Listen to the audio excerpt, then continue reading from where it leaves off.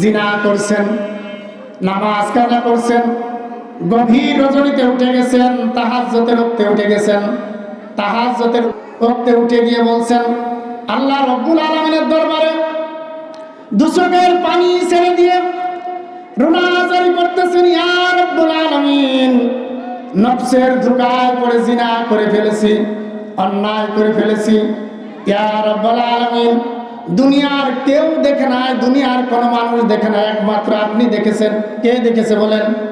আপনি দেখেছেন। ইয়া রব্বুল আলামিন, আপনি আমার জীবনের গুনাহকে মাফ করে দেন।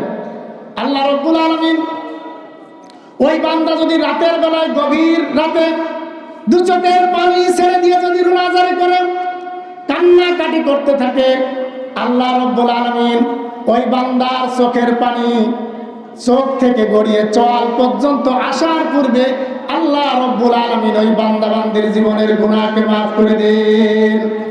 সুবহানাল্লাহ। কি করে দেন? মাফ করে দেন। কিন্তু এমন কিছু গুনাহ আছে যে গুনাহগুলো তাহাজ্জুদের ওয়াক্তে উঠে আল্লাহ রব্বুল আলামিনের কাছে ক্ষমা চাইলেও আল্লাহ তাআলা কি করে না? ক্ষমা করে না।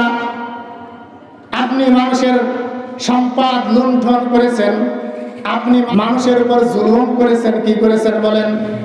রাসূল কারীম সাল্লাল্লাহু আলাইহি ওয়াসাল্লাম বলেন, আল মুসলিমু মান সালিমাল মুসলিমুনা মিন লিসানিহি ওয়া ইয়াদিহি, প্রকৃত মুসলমান হলো সেই যার হাত এবং জুবান থেকে অপর মুসলমান নিরাপদ থাকে। কি থাকে বলেন? অপর মুসলমান নিরাপদ থাকে।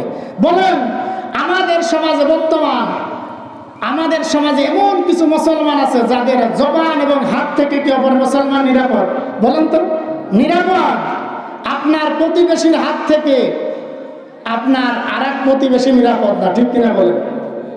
পাশের বাড়ির প্রতিবেশীর প্রতি যে জুলুম করে, বিভিন্ন ভাবে জুলুম করে, ঠিক কিনা বলেন? করে কি করে না? করে কি করে না? অথচ এই যে জুলুম করে, এই জুলুম করে যদি তাহাজ্জুদের ওয়াক্তে আল্লাহ তাআলার কাছে মাফ চায়, মাফ করবে? যতক্ষণ পর্যন্ত না যে ব্যক্তির প্রতি জুলুম করছে, অন্যায় করছে, ওই ব্যক্তির কাছে যতক্ষণ পর্যন্ত না কি করবে? ক্ষমা না চাইবে।